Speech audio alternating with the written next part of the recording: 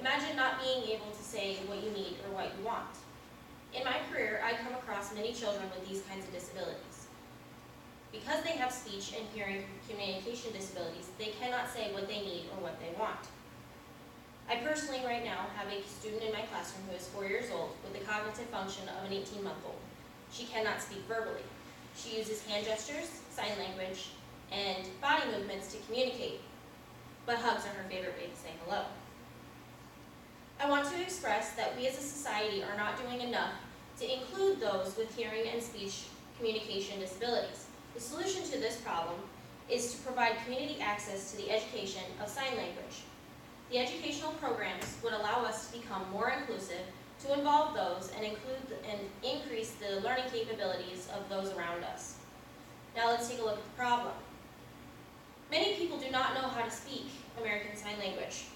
Croy Floyd, the author of Communication Matters, mentions that many individuals who are deaf point out that a person cannot genuinely understand the physical or social experience of deafness unless he or she is deaf. To me, that says they're afraid to come and talk to the rest of us because we don't know how to speak their language. This causes many communication barriers and causes an exclusion for those who need sign language. How does a communication barrier distract our learning? Well, according to startasl.com, a website that promotes the education of sign language, writes that it is estimated that only 28 million Americans, or 10% of the population, actually know sign language. And I don't know about you, but that to me sounds like a very small number. And because of this, reading for children is already difficult. But imagine not being able to say or sound out a letter. Example, you could not say k-at because you would not know how the letter sounds. Without the ability to know how a letter sounds, we cannot sound out a word.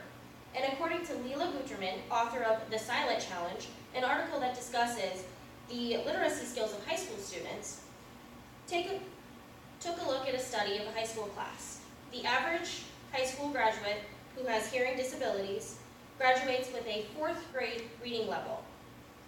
Samuel J. Sapala adds on to this comment.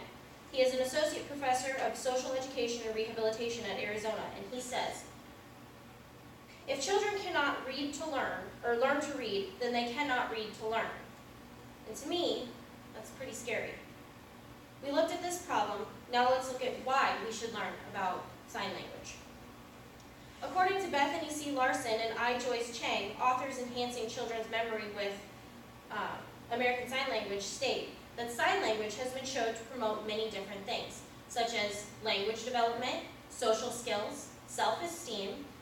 Children who are in early elementary learn to engage in play more actively, and they have a stronger capability of maintaining behavior control. People with autism also benefit by using sign language. In a journal article titled, Lessons That Linger, a 40-year-old follow-along note about a boy with autism taught to communicate by gestures when age 6, speaks about a gentleman who is now in his 40s, who was diagnosed as deaf and then diagnosed with autism. When he was 6 years old, he was taught how to use sign language. He has lived in group facilities for the majority of his life. He has gone through many different caretakers.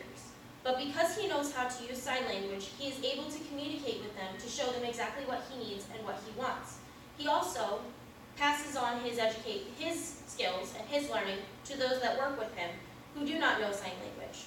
They can then take that to other clients who might have some troubles hearing or might have some cognitive disabilities as well.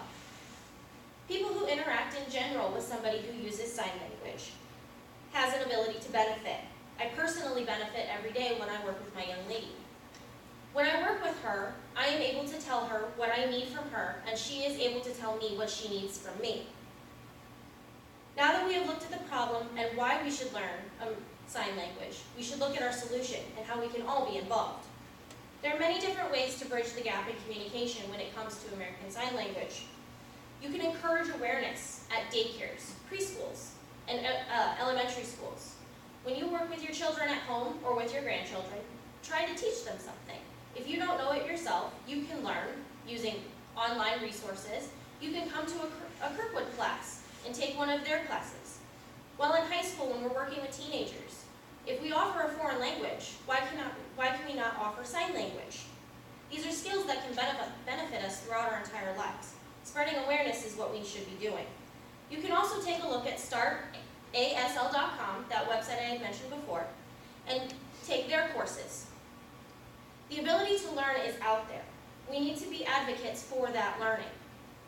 We as a society do not do enough to include those with hearing and speech communication disabilities. The solution to this problem is to promote community access to that education. Please take a look at this video. It is a barista at Starbucks. Time Magazine got a hold of this video after it went viral with 6.2 million views. The barista uses her skills in sign language to communicate with the customer to order coffee.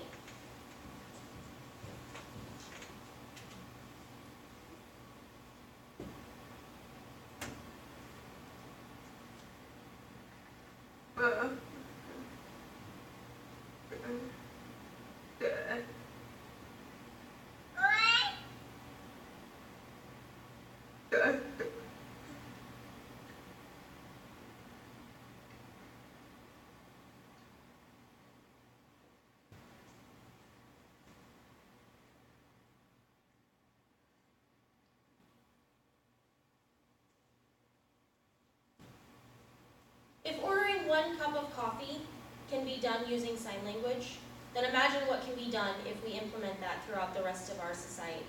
Thank